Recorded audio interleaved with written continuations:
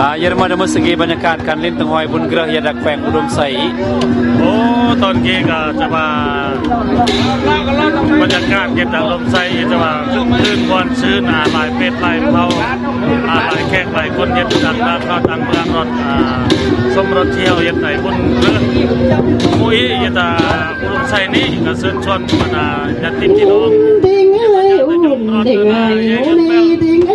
งานเขาอีนี่นะ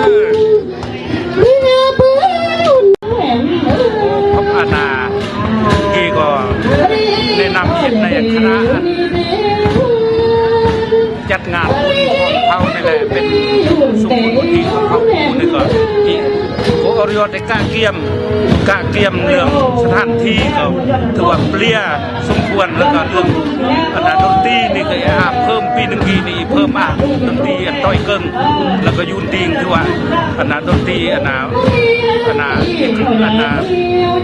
เป็นหลักของคนเขาคู่เองที่นี่กำลังดำเนินรายการนั้นอยู่ที่จะว่าต้อยเกิงนี่แต่ว่าถือว่าสำเร็จอยู่แล้ว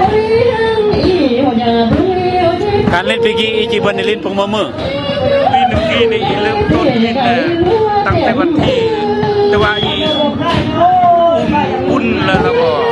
ครบงานนี่ตั้งแต่วันที่15แล้วมึงเปิดวันที่16 17 18 19ว่าอีกที่ปิดการลินนี่รถวันที่19